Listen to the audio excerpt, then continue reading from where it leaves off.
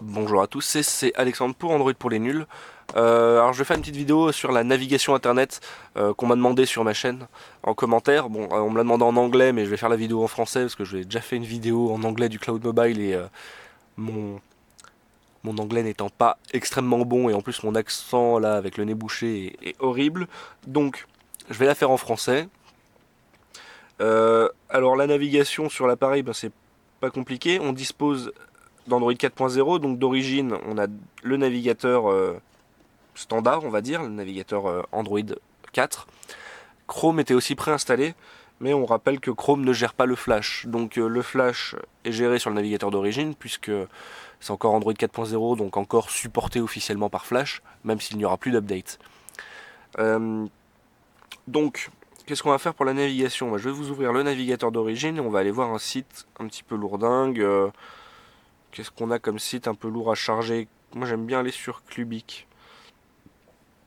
Alors attendez, hop. Je suis encore jamais allé sur le Clubic avec le smartphone. Donc on verra bien ce que ça donne. Clubic.com. Hop. Donc il va vouloir me la charger en version mobile. Mais moi je vais lui dire je vois rien à l'envers. Je reste. Et. Et merde, quel con, c'est pas ce que je voulais faire.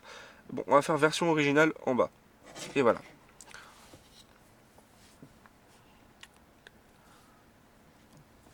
Est-ce que je peux réduire un peu la luminosité, qu'on voit mieux l'écran? Voilà. Donc, là je suis dézoomé au minimum. La navigation elle est fluide. Là on voit qu'on a les petites saloperies en flash d'activer. Donc ouais, non, la navigation fluide. Hop, et je vais mettre en mode paysage. Et vous allez voir, voilà, le mode paysage sur un écran 720p, c'est quand même super agréable parce que, hein, à moins d'avoir des problèmes de vue, on peut facilement lire sans avoir à zoomer. Et donc naviguer par la même occasion. Donc voilà pour un site, on va dire, un petit peu lourd, un gros site. Alors je voulais voir un autre site justement pour tester le flash, mais je ne me souviens plus son nom. Si, un site que j'apprécie particulièrement pour le flash. Ah, tac. Un site qui s'appelle We Choose the Moon, qui a été fait pour le 40e anniversaire de la mission lunaire Apollo 11, il me semble. Donc le site date de 2009, de mémoire, enfin je sais plus. Hop.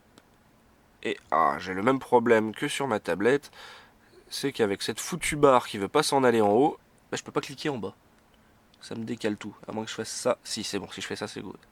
Hop. Alors, start. Donc c'est un petit site avec des animations flash d'une fusée qui décolle, etc. Donc on peut mettre le son un peu. On a. Je vais faire le focus. Voilà.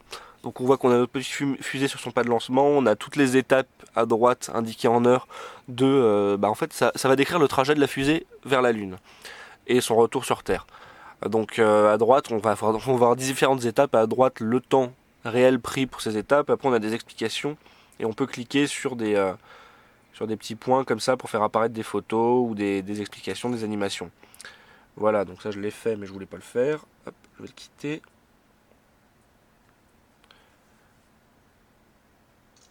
Voilà. Refait lunettes. Voilà.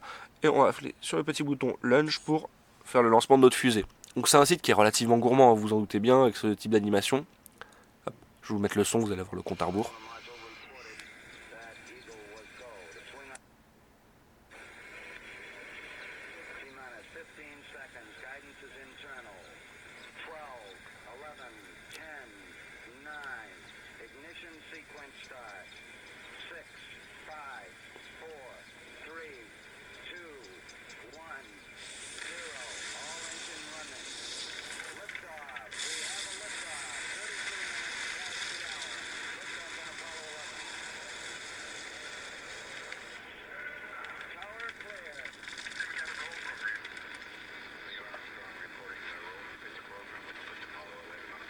Donc voilà, comme vous pouvez le voir, c'est quand même relativement fluide. Même si par rapport, c'est vrai que c'est assez lourd, donc on a quand même quelques tout petits ralentissements enfin parfois, mais ça reste globalement, vous voyez, par rapport à ce qui est affiché, ça reste réellement impressionnant. Et donc voilà, on va arriver à la fin de la première étape du décollage et du lancement. Et il va nous expliquer, donc on va revoir l'interface arriver, il va nous expliquer qu'on en est à tel minutage, que maintenant on en est à telle partie et on pourra lancer la séquence suivante. Vous voyez, ils viennent de le charger. Donc on en est à 2 minutes 30 secondes, il reste 102 heures machin avant la fin de la mission, etc. Et donc on peut passer à l'étape suivante. Je crois que c'était le bon bouton sur lequel j'ai appuyé, je sais pas. C'est ça. Donc là il nous présente c'est l'étape 2. Si je veux je peux aller à l'étape 3 et compagnie. Bon bref. Voilà la gestion du flash sans problème. Maintenant je vais vous proposer de retourner sur Clubic mais avec Google Chrome. Alors, on sent que ça a pris pas mal de mémoire hein, parce que le retour au bureau est assez fastidieux. Hop, ce que je vais faire, c'est que je vais fermer le navigateur, je vais fermer, en plus j'ai fait plein d'applications qui tournent en fond avant. Vous voyez, j'ai un beau bordel. Fermer tout ça. Ah oui, un gros beau bordel, hein. Je vais laisser les applications principales tourner. Et donc je vais lancer Chrome. Alors, hop,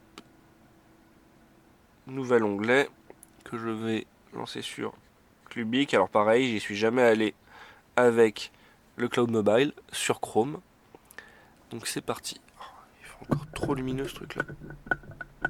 Pour un site blanc.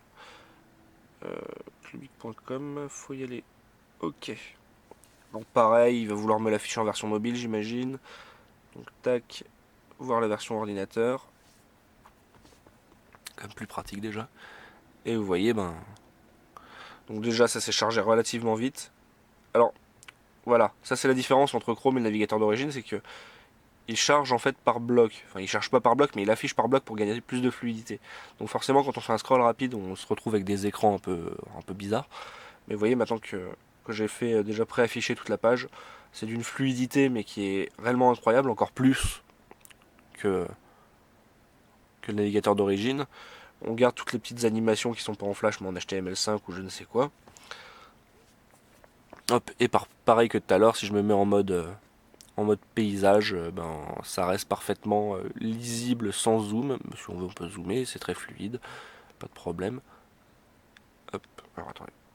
Voilà. C'est plus facile si je regarde l'écran que mon téléphone, que mon camscope. Donc voilà, vous voyez la navigation, tout se déroule très bien grâce aux performances du Snapdragon S4 bien évidemment. Donc voilà, c'était la navigation sur le cloud mobile. Je vous remercie de continuer à regarder mes vidéos sur ma chaîne YouTube. Et si ça vous plaît, vous pouvez vous inscrire et donc souscrire à ma chaîne YouTube. Vous serez informé comme ça de toutes mes nouvelles vidéos. Merci et à bientôt.